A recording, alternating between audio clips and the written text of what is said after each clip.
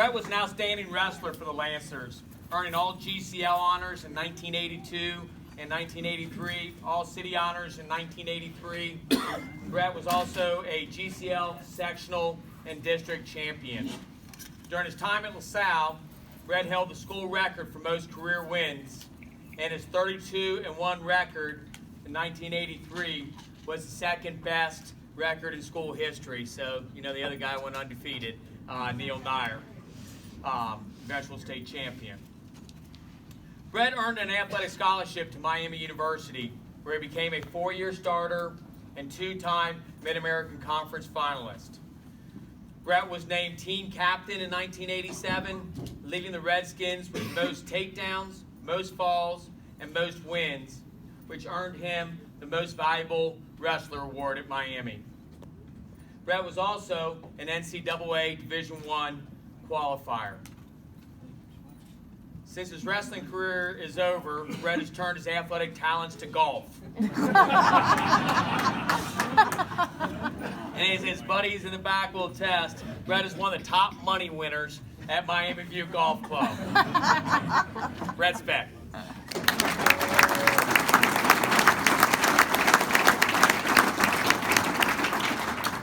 I do love playing golf, but all my friends enjoy playing golf with me more because they get the opportunity to go home and tell their kids how they beat a Division I athlete. I was a wrestler, not a golfer. Anyway, I ran up here not to show you how I was still in shape. I don't think I pulled anything. I ran up here because I was telling my daughter about all the inductees tonight and all their list of accomplishments, and how I kind of felt like maybe my list of accomplishments wasn't as great. And she suggested that I get up here as fast as I could and let him continue reading on, and then it would seem like my list of accomplishments. So, I don't know if it worked, but that was her idea. So, especially if you look at the athletes and the coaches that are being inducted tonight, which I wanted to say congratulations to all of them. You know, state champions, you know, state coaching, you know, champions and qualifiers, you know, All-Americans, professional athletes, professional MVPs.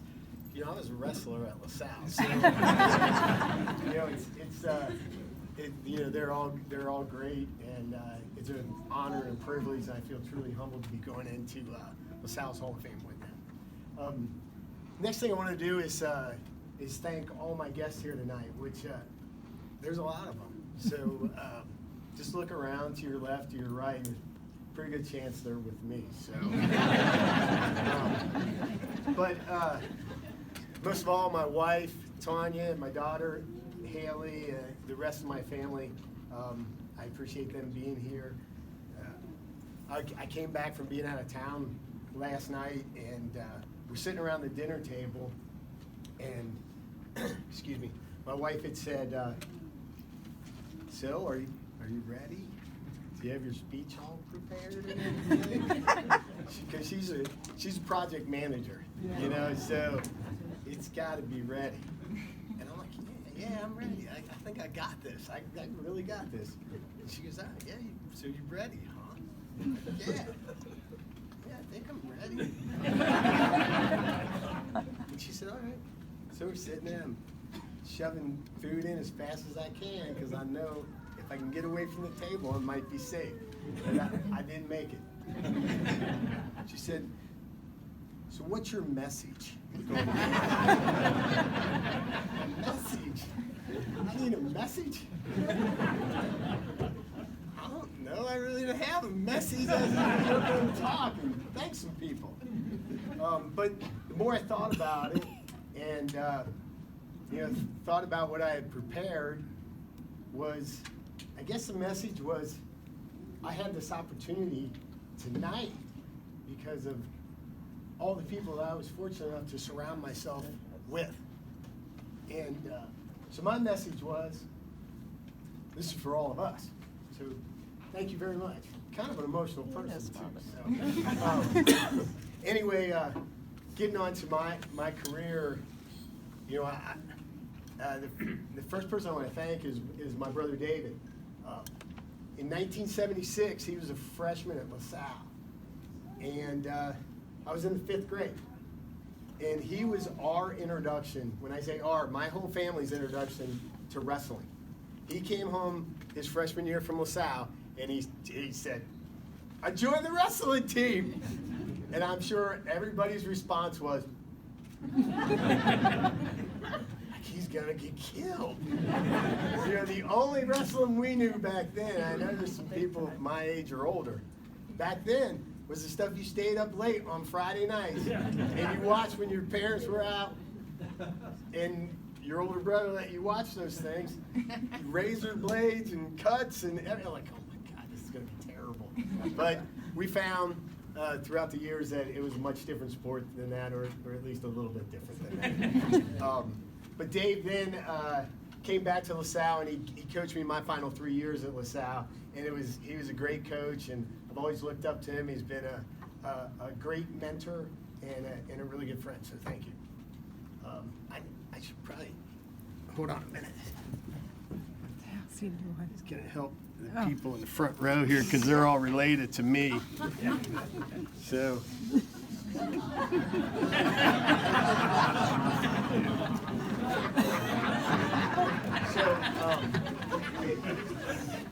Okay, next will be my sister, Vicky.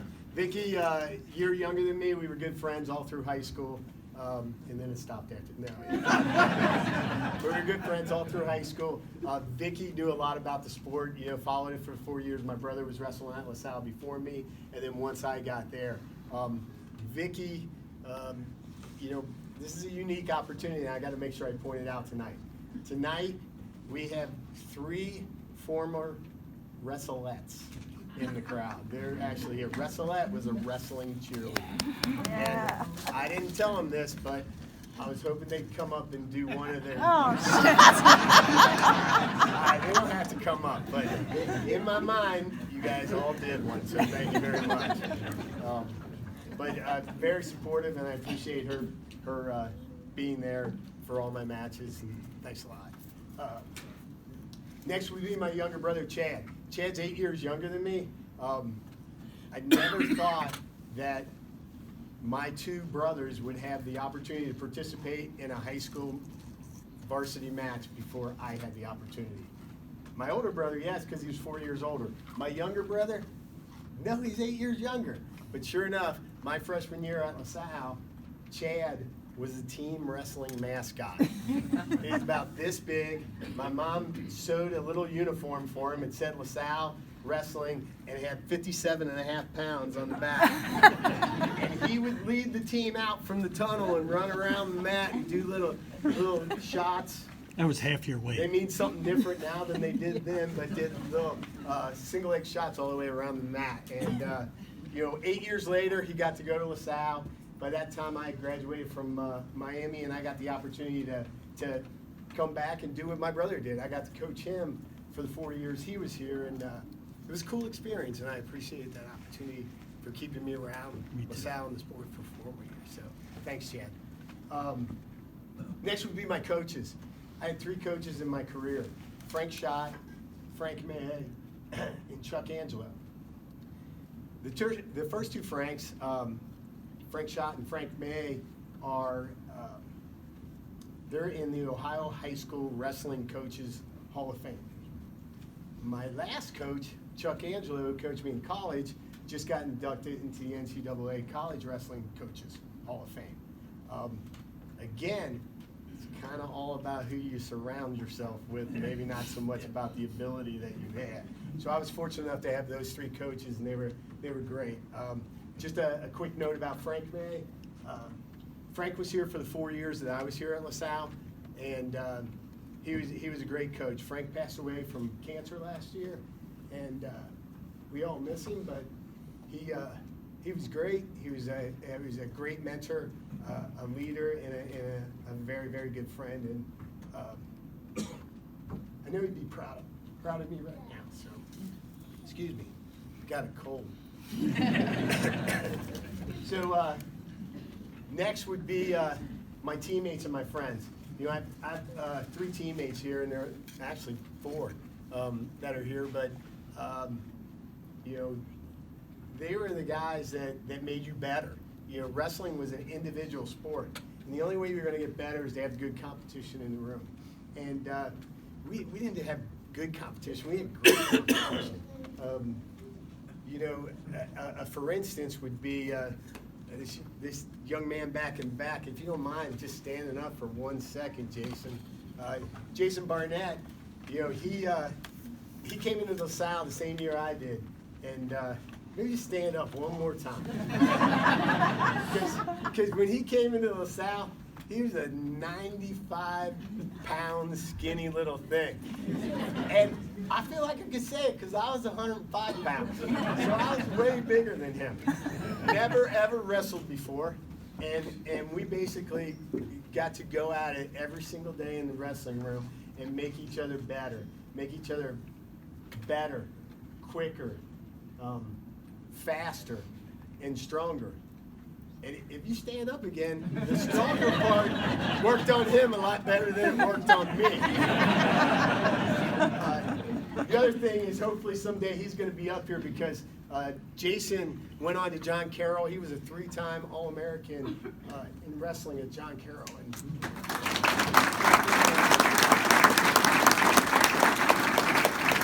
Okay, and then finally, which I'm probably over my limit, but finally is my mom and dad. You know, they were, stop it, would you? Am I going to have to make you turn around? So, you know, they were my #1 support team. You know, always there, always supporting me, you know, steering me in the right direction. My dad loved the sport. You know, he was our team photographer. He'd be there taking pictures. He would blow them up in the posters, put them in the wrestling room, put catchy phrases under it like RC by Schmuddy, you know, things like that. You know, it was cool to see guys that were wrestling and they were in posters in the room. So it was neat to have him there. My mom, you know, what a wrestler's mom is you know, I hate to say it, it's a terrible thing. You know? You see your 15 to 18-year-old son who, you know, weighs about 150 pounds and, you know, kind of starving themselves because they're losing weight because they're trying to get down to 132 pounds, and they're doing this every week, and they're kind of missing dinners more often than not, and they're not packing lunches, and they're watching their fluid intake, and they're getting home from practice, and they're putting on sweats, and they're running the steps, the 1 flight of steps in the house, running down, and they're just sitting there going, this is what he wants to do. So I know it had to be very, very difficult, and I appreciate you sticking around and letting me do my sport. You know, again, I go back to I'm here because of the support crew that was around me, and it was a great support crew. So finally, for Mom and Dad, you know, it may not have seemed like I was always listening, but trust me, hopefully you can see today, not only was I listening, but I heard you loud and clear. Thank you.